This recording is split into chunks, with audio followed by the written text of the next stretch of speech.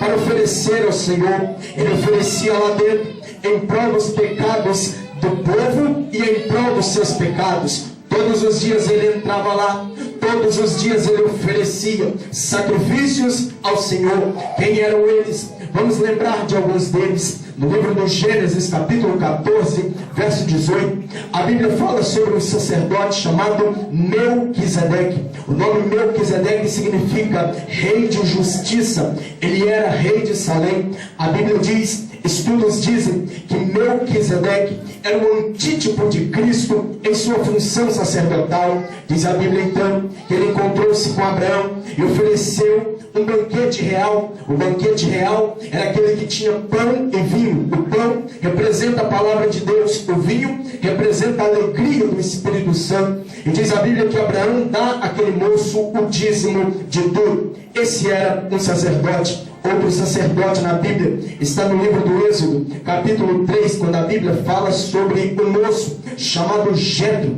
Diz a Bíblia que Jetro era sogro de Moisés e sacerdote em Midian. No versículo que nós lemos essa noite, no livro do Êxodo, capítulo 28, verso 1, a Bíblia fala que os filhos de Arão eram filhos de um sumo sacerdote. A Bíblia diz que os filhos de Arão eram sacerdotes do Senhor. Quando nós entramos no Novo Testamento, nós também vamos ver alguns sacerdotes do Senhor. Quando nós lemos o Evangelho de Lucas, capítulo 1, eu vejo a história de um sacerdote, e eu gostaria que você prestasse atenção nessa palavra aqui. Um sacerdote que a Bíblia chama ele de Zacarias. Zacarias era um moço que, diz a Bíblia, exercia o seu ofício sacerdotal. Agora, escute e me entenda. Diz a Bíblia que Zacarias servia no turno de Abias. Quem era Zacarias? Zacarias era esposo de uma mulher chamada Isabel. Agora, sabe o que mais me chama a atenção?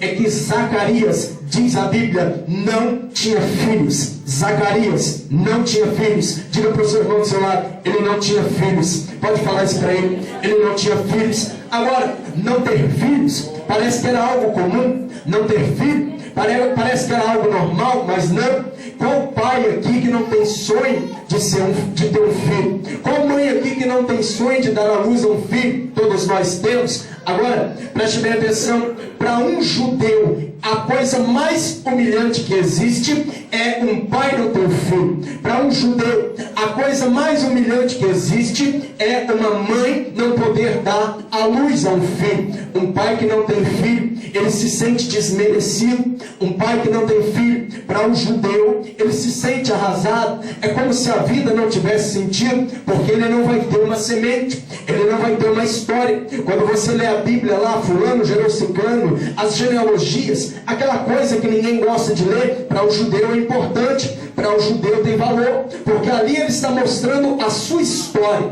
ali ele está mostrando a sua semente. Agora, se para um homem é difícil, imagine para uma mulher judia, quando ela não tinha filho, a Bíblia diz que ela era menosprezada, a Bíblia diz que ela era rejeitada, a Bíblia diz que ela não tinha valor. Você lembra de Ana, no primeiro livro do profeta Samuel, capítulo 1, quando ela não tinha filho, ela era humilhada por Penina. Você lembra desse texto? Porque uma mulher, quando não tinha filho, naquele tempo, ela sentia-se humilhada. Então veja esse casal. Diz a Bíblia que não tinham filhos. Agora, preste bem atenção. Mesmo Zacarias não tendo filho, diz a Bíblia, Zacarias nunca deixou de exercer o sacerdócio. Mesmo não tendo filho, Zacarias nunca deixou de exercer o sacerdócio. Já é para você ter dado glória a Deus há muito tempo. Mesmo não tendo filho, ele não deixou de exercer.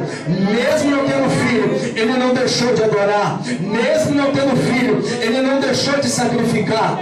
Mesmo não tendo filho, ele não deixou de glorificar. Sabe o que é que Deus está falando comigo aqui essa noite? É porque tem muito crente dentro da igreja que diz: eu só dou glória a Deus se Deus me abençoar. Eu só dou aleluia se Deus falar comigo. Eu só fico na igreja se Deus me entregar a minha vitória. Mas essa noite eu quero dizer uma coisa: Deus não precisa te dar nada para provar que Ele é Deus. Deus não precisa fazer nada na sua vida